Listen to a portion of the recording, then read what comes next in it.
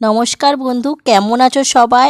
আজ আমি বানাবো কাজু পনির। কাজু পনির বানানোর জন্য আমি কাজু নিয়ে নিয়েছি, পনির নিয়েছি, 250 গ্রাম পনির নিয়ে নিয়েছি, আর 1 বাটি কাজু নিয়ে নিয়েছি। কাজু আর পনিরটা খুব ভালো করে এগুলো ভেজে নেব। আমি ঘি বা বাটার দিয়ে তোমরা ভেজে নিতে পারো। কাজুটাকে আমি প্রথমে খুব ভালো করে ভেজে নেব। কাজুটা হালকা লাল লাল করে। কাজুটা আমার ভাজা হয়ে গেলে আমি এটার মধ্যেই আবার ভেজে নেব পনিরটা। দেখো কাজুটা আমার লাল লাল করে ভাজা হয়ে গেছে।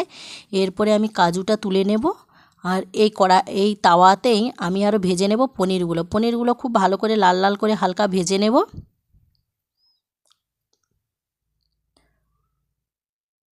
পনিরটাও খুব ভালো করে লাল লাল করে এইভাবে উল্টিয়ে আমি খুব ভালো করে ভেজে নেব। এক সাইডটা ভাজা হয়ে গেলে আরেক সাইডটাও খুব ভালো করে লাল লাল করে আমি ভেজে নেব।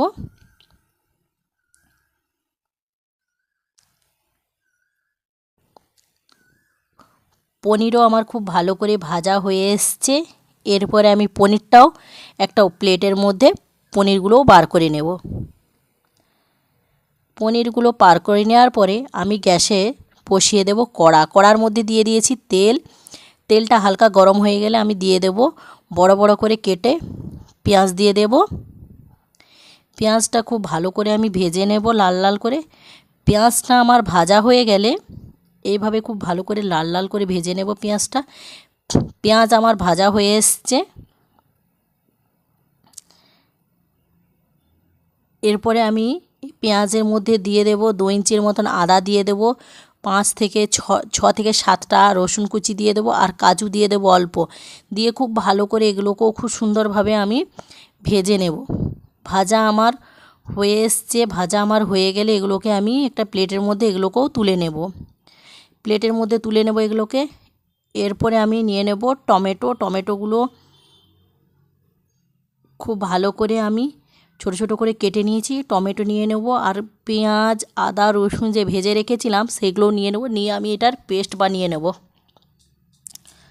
সবগুলোর আমি খুব ভালো করে পেস্ট বানিয়ে দেবো, আর দিয়ে দেবো কাঁচা লঙ্কা একটা, দিয়ে খুব ভালো করে পেস্ট বানিয়ে নেব। পেস্ট আমার বানানো হয়ে গেছে। এরপরে আমি কড়াইতে দিয়ে দেব গোটা গরম মশলা, গোটা জিরে, গোলমরিচ 4টে, লং 2টো, এলাইচি 2টো, একটা গোটা দারচিনি দিয়ে দেবো, আর তেজপাতা দিয়ে দেবো। এই মশলাগুলো একটু ভেজে নেব। ভেজে নেওয়ার পরে আমি যে পেস্টটা বানিয়ে রেখেছিলাম সেই পেস্টটা কড়াইয়ের মধ্যে দিয়ে দেবো।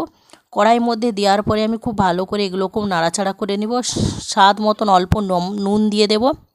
খুব ভালো করে এইভাবে কষিয়ে নেব মশলাটা আমি খুব ভালো করে এইভাবে কষিয়ে নিয়েছি। মশলা থেকে খুব ভালো করে তেল ছেড়ে দিয়েছে। এইভাবে মশলাটা সুন্দরভাবে কষিয়ে নেব কিছুক্ষণ। মশলাটা আমার খুব সুন্দরভাবে কষানো হয়ে গেলে আমি এরপরে দিয়ে দেবো গুঁড়ো মশলা, কাশ্মীরি রেড চিলি পাউডার, জিরে গুঁড়ো, ধনে গুঁড়ো, হলুদ গুঁড়ো, আর লঙ্কা গুঁড়ো। খুব মশলাগুলোকেও খুব ভালো করে আমি মিক্স করে নেব। সবগুলোকে খুব ভালো করে এইভাবে কষিয়ে নেব মশলাগুলোকে। মশলাগুলো আমার কষানো হয়ে গেলে আমি এটার মধ্যে দিয়ে দেবো 2 চামচ দই। দইটা দিয়ে খুব ভালো করে আমি নাড়াচাড়া করে নেব। দইটা দিয়েও এইভাবে দইটা দিয়ে খুব ভালো করে নাড়াচাড়া করে নিতে হবে। নাড়াচাড়া করার পরে দেখো মশলাটা একটু কষিয়ে নেব। কষিয়ে নেওয়ার পরে দেখো মশলা থেকে খুব সুন্দরভাবে একটা তেল বেরিয়ে আসবে। এই তেলটা বেরিয়ে আসার পরে আমি এতে দিয়ে দেবো অল্প একটু সামান্য জল দিয়ে দেওয়ার পরে মশলাটা একটু আমি খুব ভালো করে ঢেকে দেবো। ঢেকে দিয়ে 1 থেকে 2 মিনিটের মতন হতে দেবো। হতে দেওয়ার পরে ঢাকাটা আমি খুলে নেব। ঢাকাটা খোলার পরে দেখব কত সুন্দর একটা কালার বেরিয়েছে মশলাটা থেকে।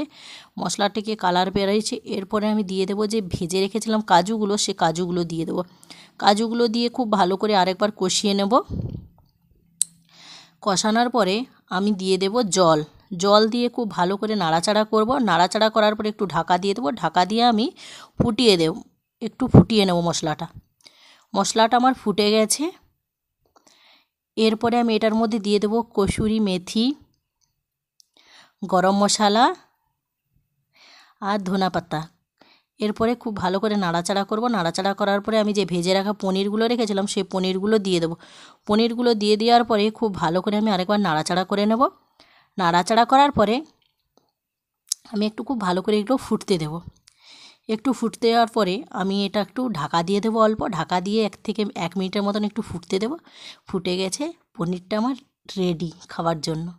ভিডিওটা যদি তোমাদের ভালো লেগে থাকে অবশ্যই লাইক করবে, কমেন্ট করবে, শেয়ার করবে। ভালো থাকবে, সুস্থ থাকবে। দেখা হচ্ছে আবার একটা নতুন রেসিপির সঙ্গে। Tata, by.